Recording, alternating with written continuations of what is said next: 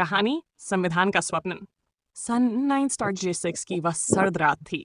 दिल्ली की फिजाओं में आज़ादी की महक थी, पर हवाओं में संघर्ष की सर्दी भी घुली हुई थी। संविधान सभा के एक छोटे से कक्ष में कुछ थके हुए मगर उम्मीद से भरे चेहरे एक दूसरे को देख रहे थे।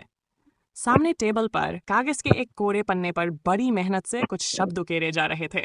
हम भारत के लोग। डॉक्टर भीमराव अंबेडकर अपनी कलम थामे हुए थे। उनके माथे पर हल्की शिकन थी, लेकिन आंखों में दृढ़ निश्चय की लौ थी। उनके चारों ओर संविधान सभा के सदस्य बैठे थे। हर किसी के दिल में एक ही भावना थी, एक ऐसा भारत बनाना जो स्वतंत्र हो, समानता और न्याय की नींव पर खड़ा हो। स्वतंत्रता, ये शब्द बार बार गूंज रहा था कमरे में। कितनी कुर्बानियां दी गई थीं इसे पाने के लिए। भगत सिंह का हंसता हुआ चेहरा, गांधी जी की लाठी और यहाँ किसी को जन्म या जाति के कारण नीचा नहीं समझा जाए।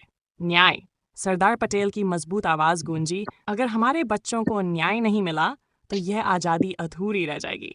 और फिर बंधुता, भाईचारे का भाव, एक ऐसा ताना बाना बुनना था जिसमें विभिन्न भाषाएं, धर्म और संस्कृतियां एक दूसरे में रच बस जाएं। जब प्रस्तावना के शब्दों को अंतिम रूप दिया जा रहा था, तब जैसे पूरे देश की आत्मा वहां उपस्थित थी। वह प्रस्तावना केवल कुछ शब्दों का समूह नहीं था, वह करोड़ों भारतीयों का सपना था। उनकी पीड़ा, उनकी आशाएं, उनका भविष्य, हम भारत के लोग। इन शब्दों में न कोई राजा था, न कोई प्रजा। इसमें सिर्फ एक बात थी, हम सब बराबर हैं।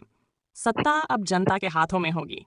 अचानक दीपक की लौ हिली, जैसे उन शब्दों की शक्ति को महसूस कर रही हो। सबकी आंखें भर आईं। संविधान सभा के अध्यक्ष डॉक्टर राजेंद्र प्रसाद ने नम आंखों से प्रस्तावना को पढ़ा और पूरा कक्ष खामोशी से उन पवित्र शब्दों को आत्मसात करता रहा। उस रात, जब दिल्ली की सर्द हवाओं में संविधान की प्रस्तावना ने जन्म लिया, तब भारत का आत्मा एक नई रोशनी से जगमगा उठी। आज भी जब हम उस प्रस्तावना को पढ़ते हैं, तो उन अनगिनत बलिदानों और सपनों की गूंज सुनाई देती है, जिसने भारत को एक संप्रभु, समाजवादी, पंथ निरपेक्ष